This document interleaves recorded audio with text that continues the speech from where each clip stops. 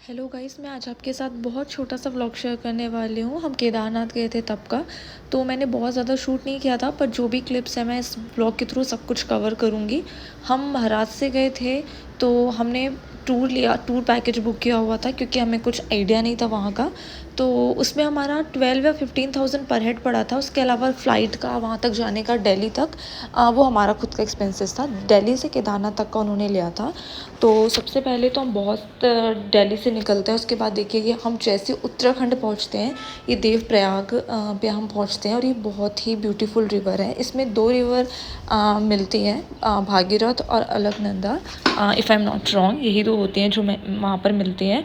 और ये बहुत ही ज़्यादा सुंदर था, बहुत ही ब्यूटीफुल था। यहाँ पे दो अलग कलर का पानी दिखाई देता है और दो नदियाँ ऐसे बह के लास्ट में मिक्स होती हैं। यहाँ पे बहुत सारे लोग नहा भी रहे थे। हमने सिर्फ दर्शन किया था और थोड़ी देर हम वहाँ पर बैठे और उसके बाद हम निकल गए थे। यहाँ तक पहुँचने के लिए आपको थोड़ा सा स्टेयर से नीचे जाना होता है। एकदम प्लेन में नहीं है, नीचे को जाना पड़ता है और उसके बाद आपको यहाँ पे दर्शन होते हैं रिवर के। उसके बाद फिर सेम रूट से आपको ऊपर आना होता है। यहाँ पे छोटी मोटी दुकानें भी लगी हुई होती हैं। जहाँ पर ये रिवर बह रही है उसके नियर पे टॉप हिल पर एक यूनिवर्सिटी भी है जो कि वहाँ की है। और बहुत ही ज़्यादा ब्यूटीफुल व्यू रहता है यहाँ पर। यहाँ पे ठंडी एवरेज होती है, बहुत ज़्यादा कूल नहीं था, पर हाँ ठंडी थी। और इतना ज़्यादा सुंदर व्यू पूरा एंजॉय करते करते हम उत्तराखंड पे पूरा हमने घूमा है। बहुत ही ज़्यादा अच्छा व्यू होता है वहाँ पे। बहुत ही कहीं कहीं पे बहुत सकरी रोड होती है, पर वहाँ के जो भी ड्राइवर होते हैं वो काफ़ी एक्सपर्ट होते हैं, तो वो कोई प्रॉब्लम नहीं होती, वो आराम से निकाल लेते हैं। उसके बाद हम केदारनाथ पहुँचे थे। केदारनाथ हम सुबह से चलना स्टार्ट किया था हमने 3-4 बजे से। तो हम पूरा चल कर ही गए थे। हमने कोई भी घोड़ा वगैरह या फिर हेलीकॉप्टर नहीं किया था। तो हम करीब 3 बजे पहुँचे थे और हम काफ़ी आराम से जा रहे थे। एक ये भी टेम्पल है जो कि बहुत फेमस है, जिसको बीच में बोला गया था कि जो उत्तराखंड पे बाढ़ आई थी उसका रीज़न था कि यहाँ पे जो देवी जी का टेम्पल है उसको इन्होंने इधर उधर करने का कोशिश की थी, जो कि वहाँ के लोकल लोग ऐसे स्टोरी बताते हैं। और ये बहुत ही सुंदर टेम्पल है जो कि बीचों बीच नदी के, और बाजू में इसके साइड में एक पुल भी है। हमने यहाँ पे दर्शन किया था। उसके बाद हम निकल गए थे।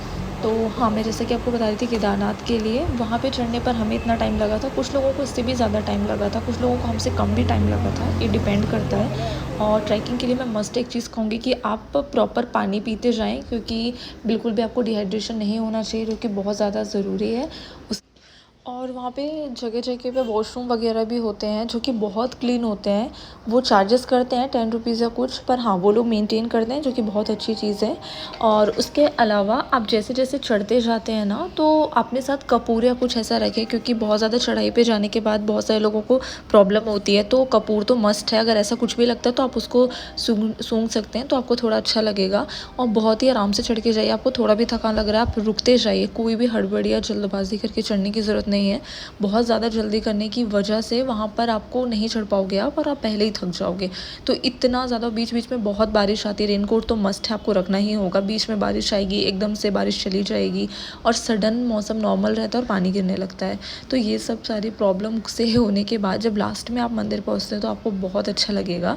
और इतना लंबे जर्नी के बाद हम फाइनली जब हमने मंदिर देखा तो हमें बहुत अच्छा लगा। रात को वहाँ पे आरती होती है, आप उस पर जा सकते हैं। और उसके बाद सुबह पे दर्शन होते हैं, जो कि बहुत आराम से दर्शन होते हैं। हम तो जितना जल्दी मॉर्निंग पर हो सके आप लाइन पे लग जाएंगे तो बेटर होगा, क्योंकि धीरे धीरे भीड़ बढ़ती जाती है। और अगर आप वहाँ से कुछ भी प्रसाद वगैरह लेते हैं तो जल चढ़ाने के लिए आपको जल पहले से भरना होगा, क्योंकि हमें ये नहीं पता था, तो इसलिए मैं आपको ये इन्फॉर्म करना चाहती हूँ।